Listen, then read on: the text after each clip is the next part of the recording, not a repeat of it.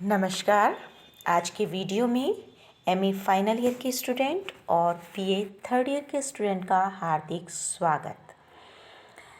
अब जो पेपर हम पढ़ने जा रहे हैं वो एमए फाइनल में भी है और बीए थर्ड ईयर में भी है, इसीलिए हम दोनों ईयर के स्टूडेंट को एक साथ एक वीडियो के माध्यम से उनके जो कंटेंट हैं वो समझाने का प्रयास करेंगे। एमए फाइनल में अंतर्राष्ट्रीय संबंधों एवं समसामयिक राजनीतिक मुद्दों के सिद्धांत, ये 6th पेपर है और बीए थर्ड ईयर में अंतर्राष्ट्रीय संबंध 2nd पेपर है। यानी दोनों के लगभग कंटेंट जो हैं वो सिमिलर हैं और इसीलिए एक साथ वीडियो बनाया जा रहा है। आज हम सबसे पहले पढ़ेंगे अंतर्राष्ट्रीय संबंध, अर्थ, प्रकृति एवं क्षेत्र। यानी अंतर्राष्ट्रीय संबंधों का अर्थ क्या है, प्रकृति क्या है और इसका क्षेत्र क्या है। तो सबसे पहले हम देखेंगे अंतर्राष्ट्रीय संबंधों से अभिप्राय। अभिप्राय जानने से पूर्व हम सेकंड वर्ल्ड वॉर के उपरांत यह जानने का प्रयास करेंगे कि अंतर्राष्ट्रीय संबंधों के अध्ययन और अन्वेषण में कितनी ज़्यादा प्रगति हुई है। अगर हम देखें तो सेकंड वर्ल्ड वॉर के बाद अंतर्राष्ट्रीय संबंध जो हैं वो काफ़ी कुछ हद तक इनके अध्ययन पर जोर दिया गया और ये माना गया कि अगर राजनीति विज्ञान विषय को पढ़ना है तो अंतर्राष्ट्रीय संबंधों को एक स्वायत्त ज्ञान शाखा के रूप में व्यवस्थित करना होगा और उसी के अनुसार वैज्ञानिक अध्ययन की ओर अग्रसर होना होगा। जब हम बात करते हैं अंतर्राष्ट्रीय संबंध के अर्थ की, तो सबसे पहले इस शब्द का प्रयोग जेरेमी बेंथम के द्वारा किया गया था। जेरेमी बेंथम, जिनको हम बीए थर्ड ईयर के फर्स्ट पेपर के अंतर्गत जो उपयोगितावादी सिद्धांत के प्रवर्तक थे, उनके रूप में हम पढ़ चुके हैं। अंतर्राष्ट्रीय संबंध से अगर सामान्य रूप से देखा जाए तो तात्पर्य होता है कि विभिन्न राज्यों के मध्य संबंध किस प्रकार से है। यानी परस्पर संबंधों का निर्धारण जो है वो अंतर्राष्ट्रीय संबंध का द्योतक कहा जा सकता है। अगर हम देखें तो हाफमैन के अनुसार अंतर्राष्ट्रीय संबंध उन तत्वों, कारकों और क्रियाकलापों का वर्णन करता है जो कि राजनीतिक दृष्टि से विश्व को अलग अलग भागों में बांटने वाली मौलिक इकाइयों यानी राज्यों की बाह्य नीतियों पर प्रभाव डालते हैं। इसी तरीके से बर्टन के अनुसार अंतर्राष्ट्रीय संबंधों के वैज्ञानिक अध्ययन का जो मुख्य उद्देश्य है वो उसका सैद्धांतिक विवेचन करना है। ये ज़रूरी नहीं कि विशेष समस्याएं होने पर ही हम अंतर्राष्ट्रीय संबंधों का अध्ययन करेंगे, नहीं उसका संबंध किसी विशेष लक्ष्य की ओर जैसे शांति या विश्व सरकार की खोज इनसे होने पर ही है, बल्कि इसका तात्पर्य है कि अलग अलग राज्य किस प्रकार से निर्णय लेते हैं और किस प्रकार का व्यवहार करते हैं। यानी अंतर्राष्ट्रीय संबंध जो हैं वो विभिन्न राज्यों के परस्पर संबंधों की पूर्ण विवेचना प्रस्तुत करते हैं। अंतर्राष्ट्रीय संबंध का अर्थ स्पष्ट करते हुए इसके दो दृष्टिकोण हमारे सामने उभर कर आते हैं। पहला है संकुचित और दूसरा है व्यापक। अगर हम संकुचित दृष्टि से अंतर्राष्ट्रीय संबंधों की बात करें तो इसमें अंतर्राष्ट्रीय संस्थाओं, अंतर्राष्ट्रीय राजनीति, शक्ति, अंतर्राष्ट्रीय रणनीति आदि का अध्ययन किया जाता है। लेकिन जब हम व्यापक दृष्टिकोण के अनुसार बात करें तो राजनीतिक संबंधों के अतिरिक्त अंतर्राष्ट्रीय संबंधों का निर्धारण राज्यों के मध्य होने वाले हर प्रकार के संबंधों का वर्णन किया जाता है। अंतर्राष्ट्रीय संबंध का जब हम अध्ययन करते हैं तो चाहे राजनीतिक संबंध हो, गैर राजनीतिक हो, शांतिपूर्ण हो, युद्धमय हो, कानूनी या सांस्कृतिक हो, आर्थिक या भौगोलिक, सरकारी या गैर सरकारी, यानी सभी तरह के संबंधों का अध्ययन जो है, चाहे वो राजनीतिक हो या नहीं, इसका अध्ययन अंतर्राष्ट्रीय संबंधों के अंतर्गत किया जाता है। यह तो हुआ अंतर्राष्ट्रीय राजनीति का तात्पर्य और उसके दृष्टिकोण। अब हम पढ़ेंगे अंतर्राष्ट्रीय संबंधों की प्रकृति। जब हम प्रकृति के बारे में पढ़ेंगे तो हम सबसे पहले देखेंगे कि अंतर्राष्ट्रीय संबंध जो है वो संकुचित नहीं बल्कि व्यापक शब्दावली है। इसमें न सिर्फ राज्यों के आपसी संबंधों का अध्ययन किया जाता है वरन राजनीतिक संबंधों का, बल्कि राष्ट्रों के बीच आर्थिक, व्यापारिक, सांस्कृतिक, शैक्षणिक, कानूनी हर प्रकार के संबंधों का अध्ययन किया जाता है। यानी अगर हम संक्षेप में कहें तो अंतर्राष्ट्रीय संबंध जो हैं वो संबंधों का जाल है जिसके माध्यम से विभिन्न राष्ट्र एक दूसरे के साथ संपर्क, सहयोग, क्रिया, प्रतिक्रिया आदि अभिव्यक्त करते हैं। दूसरा इसकी प्रकृति के अंतर्गत आता है अंतर्राष्ट्रीय स्तर पर सामाजिक संबंधों का विवेचन। जब हम बात करते हैं अंतर्राष्ट्रीय संबंधों की तो हम बात करेंगे सामाजिक संबंधों की, क्योंकि समाज से राज्य और राज्य से अंतर्राष्ट्रीयता, इस प्रकार से हर कड़ी एक दूसरे से जुड़ी हुई है। जब हम किसी राष्ट्र के दूसरे राज्य के साथ संबंधों का निर्धारण करते हैं तो हम वहाँ की सामाजिक स्थिति का भी विवेचन करते हैं। सामाजिक स्थिति अनुकूल होती है तो संबंध मधुर होते हैं और सामाजिक स्थिति अगर प्रतिकूल होती है तो संबंधों पर विपरीत प्रभाव पड़ता है। अगला आता है अंतर्राष्ट्रीय समाज के राजनीतिक एवं कूटनीतिक संबंधों का विवेचन। जहाँ तक हम बात करें अंतर्राष्ट्रीय संबंधों में तो केवल इसके अंतर्गत राजनीतिक संबंध ही नहीं बल्कि अंतर्राष्ट्रीय समाज के राजनीतिक और कूटनीतिक दोनों संबंधों का विवेचन किया जाता है। यानी एक राज्य क्या अपेक्षाएं रखता है राजनीतिक क्षेत्र में, या एक राज्य दूसरे राज्य के साथ कूटनीतिक संबंधों का निर्धारण कैसे करता है, इन सब बातों का विवेचन जो है वो अंतर्राष्ट्रीय संबंधों में देखा जा सकता है। तो इस प्रकार हम कह सकते हैं कि अंतर्राष्ट्रीय संबंधों के अंतर्गत चूँकि यह एक व्यापक शब्दावली है तो केवल राजनीतिक संबंधों का ही नहीं वरन आर्थिक, सामाजिक, व्यापारिक, कूटनीतिक, शैक्षणिक, सांस्कृतिक, कानूनी हर प्रकार के संबंधों का निर्धारण किया जाता है। एक राज्य के दूसरे राज्य के साथ संपूर्ण संबंधों का निर्धारण ही अंतर्राष्ट्रीय संबंध कहलाता है। अब हम पढ़ेंगे अंतर्राष्ट्रीय संबंधों का क्षेत्र। जब बात आती है अंतर्राष्ट्रीय संबंधों के क्षेत्र की तो इसका क्षेत्र भी व्यापक देखा जा सकता है। जैसे कि हम इस स्लाइड में देख रहे हैं, क्षेत्र के अंतर्गत कई बिंदु यहाँ पर दिख रहे हैं आपको। उसमें सबसे पहला बिंदु आता है अंतर्राष्ट्रीय संबंध के मुख्य पात्र राज्य। जब हम बात करते हैं इंटरनेशनल रिलेशंस की तो वहाँ पर मुख्य जो पात्र हैं वो राज्य होते हैं। यानी राज्य के बाह्य व्यवहार का अध्ययन अंतर्राष्ट्रीय संबंधों में किया जाता है। राज्यों के बीच में बहुत ही जटिल संबंध होते हैं और भू राजनीतिक, ऐतिहासिक, धार्मिक, वैचारिक, सामरिक तत्व जो हैं उनका भी प्रभाव पड़ता है। प्रत्येक देश का अपना भौगोलिक महत्व होता है और उसी के अनुरूप दूसरे पड़ोसी राज्यों के साथ संबंधों का निर्धारण किया जाता है। जैसे कि भारत के पड़ोसी कौन है?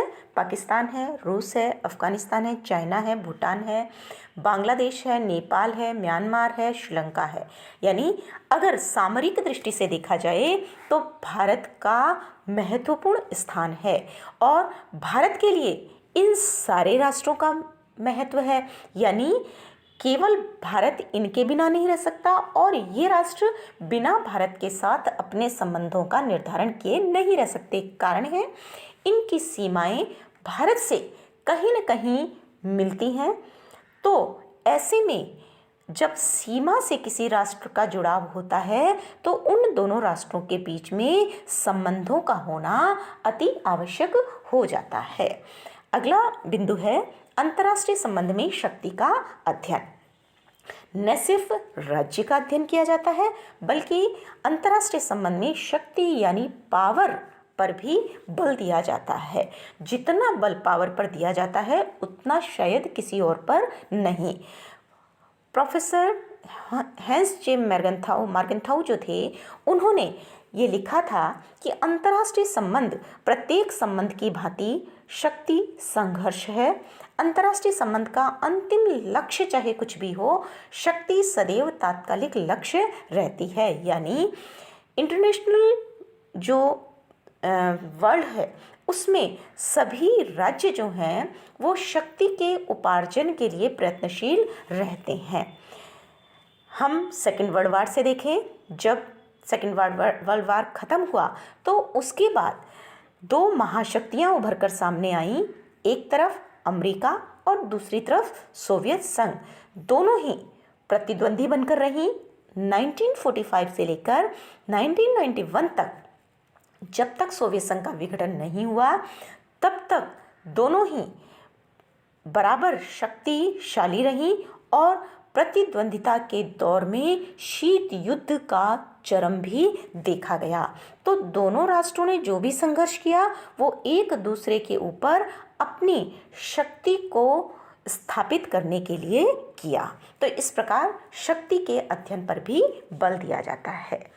अगला है अंतर्राष्ट्रीय राजनीतिक संस्थाओं के संगठनों का अध्ययन। आज के युग में राज्यों के संबंध जो हैं वो द्विपक्षीय नहीं रह गए हैं बल्कि बहुपक्षीय होते जा रहे हैं। यानी राज्य जो है ऐसा नहीं है कि भारत पाकिस्तान दोनों के मध्य संबंध हो गए, ठीक है, अच्छे हैं बुरे हैं, या भारत चाइना, ऐसा नहीं है। इन सब के ऊपर एक अंतर्राष्ट्रीय संगठन या काफ़ी अंतर्राष्ट्रीय संगठन और उनके द्वारा इन अलग अलग विचारधाराओं वाले राष्ट्रों को जोड़कर रखना, ये अपने आप में महत्वपूर्ण हो देखा गया है। फर्स्ट वर्ल्ड वार के बाद में हमने देखा राष्ट्र संघ की स्थापना हुई और सेकेंड वर्ल्ड वार के बाद में संयुक्त राष्ट्र संघ की जो स्थापना हुई उसका उद्देश्य यही था कि सभी राष्ट्रों को जोड़कर रखा जा सके, एक मंच के माध्यम से सभी राष्ट्रों को नेतृत्व दिया जा सके। तो न सिर्फ अंतर्राष्ट्रीय संगठन बल्कि प्रादेशिक संगठनों की भी स्थापना हो गई है। जैसे अगर हम आर्थिक क्षेत्र में देखें तो यूरोपीय साझा बाजार, विश्व बैंक, विश्व व्यापार संगठन के रूप में देखा जा सकता है। सैनिक अगर संगठन के रूप में देखें तो नाटो, सीटो, वर्साई, सेंटो इनके रूप में देख सकते हैं। राजनीतिक रूप में राष्ट्रसंघ, संयुक्त राष्ट्र संघ, और प्रादेशिक रूप में अगर हम देखें तो आसियान, सार्क, अरब लीग, अमेरिकी राज्यों का संगठन, अफ्रीकी एकता संगठन, और सांस्कृतिक या अन्य देखें तो यूनेस्को, यूनिसेफ, विश्व स्वास्थ्य संगठन, अंतर्राष्ट्रीय मजदूर संगठन आदि आदि आदि। तो इस प्रकार से अंतर्राष्ट्रीय राजनीतिक संस्थाओं के संगठनों का भी अध्ययन हम अंतर्राष्ट्रीय संबंधों में देख सकते हैं। अगला बिंदु है युद्ध एवं शांति की गतिविधियों का अध्ययन। अंतर्राष्ट्रीय संबंध जो है उनका विषय जो है वो युद्ध और शांति के प्रश्न हैं। विभिन्न राष्ट्रों के बीच में जब गंभीर आपसी मामले होते हैं तो उनका समाधान लगभग युद्ध से होता है। लेकिन हम ये भी जानते हैं कि अब जो युद्ध हो रहे हैं वो राष्ट्रों के द्वारा बिना बंदूक चलाए हो रहे हैं। कैसे? आर्थिक प्रतिबंधों के द्वारा आर्थिक युद्ध लड़े जा सकते हैं। जैसे अगर किसी राष्ट्र के किसी पड़ोसी के साथ संबंध अच्छे नहीं हैं तो सबसे पहले वो उसके ऊपर आर्थिक प्रतिबंध लगाएगा। अगर उसने उसकी सीमा में अनावश्यक प्रवेश कर लिया है, घुसपैठ कर ली है, तो उन राष्ट्रों के बीच में अर्थव्यवस्था पर प्रतिबंध लगता है। आयात निर्यात होने वाली वस्तुएं प्रतिबंधित कर दी जाती हैं। तो यह हम कह सकते हैं कि शीत युद्ध का एक नया आयाम है। शीत युद्ध तो समाप्त हो चुका है, लेकिन युद्ध की परंपरा में जैसे शीत युद्ध था, कभी भी अमेरिका और सोवियत संघ की सेनाएं एक दूसरे राष्ट्र के सामने जाकर नहीं लड़ी, बल्कि तीसरे राष्ट्र के माध्यम से उन्होंने अपने वर्चस्व को स्थापित करने का प्रयास किया। तो युद्ध एवं शांति की जो गतिविधियां होती हैं उनका अध्ययन भी इसके अंतर्गत किया जाता है। अगला आता है विदेश नीति निर्माण प्रक्रिया का अध्ययन। अंतर्राष्ट्रीय संबंध का अध्ययन विदेश नीतियों का भी अध्ययन कहा जा सकता है। यह एक ऐसी प्रक्रिया है जिसके माध्यम से विभिन्न राष्ट्र जो हैं वो अपने अपने हितों की रक्षा का प्रयत्न करते हैं, क्योंकि यह प्रक्रिया प्रकट रूप में राज्यों की विदेश नीति के माध्यम से ही तय होती है। इसलिए विदेश नीति के अध्ययन से अंतर्राष्ट्रीय संबंध के अध्ययन की मांग को पूरा किया जा सकता है। जैसे कि भारत की विदेश नीति को अगर हमें समझना है तो केवल राजनीतिक आधार पर हम नहीं समझ सकते, जब तक कि वहाँ के ऐतिहासिक अनुभव, शासन प्रणाली की पेचीदगियों से हम अवगत नहीं हो। भारत की विदेश नीति का निर्माण केवल प्रधानमंत्री, विदेश मंत्री यही नहीं करते, बल्कि एक लंबी प्रक्रिया का परिणाम होती हैं, जिसमें विदेश मंत्रालय, विभिन्न देशों के राजनयिक, संसद, समाचार पत्र, राजनीतिक दल, विश्वविद्यालय या शोध के कर्ता जो हैं वो इसमें अपनी भूमिका निभाते हैं। अगला आता है अंतर्राष्ट्रीय कानून का अध्ययन। अंतर्राष्ट्रीय संबंधों के अध्ययन में अंतर्राष्ट्रीय कानून के अध्ययन का भी बड़ा महत्व है। जिस तरह हम कहते हैं कि समाज में व्यक्ति बिना नियम, कानून, रीति रिवाज के नहीं रह सकता, वैसे ही कोई भी राज्य बिना अंतर्राष्ट्रीय नियमों के अपने संबंधों का निर्धारण नहीं कर सकता।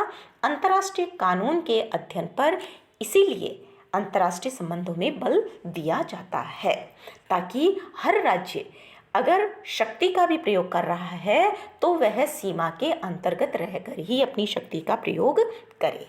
अगला है विदेशी व्यापार एवं अंतर्राष्ट्रीय आर्थिक संगठनों का अध्ययन। अंतर्राष्ट्रीय संबंधों में राज्यों के आर्थिक हित जो हैं वो उनका भी प्रभाव पड़ता है। विदेश व्यापार जो है वो राज्यों के बीच राजनीतिक संबंधों को गहरा करता है। विभिन्न अंतर्राष्ट्रीय नियम विदेशी व्यवसाय को नियंत्रित करते हैं।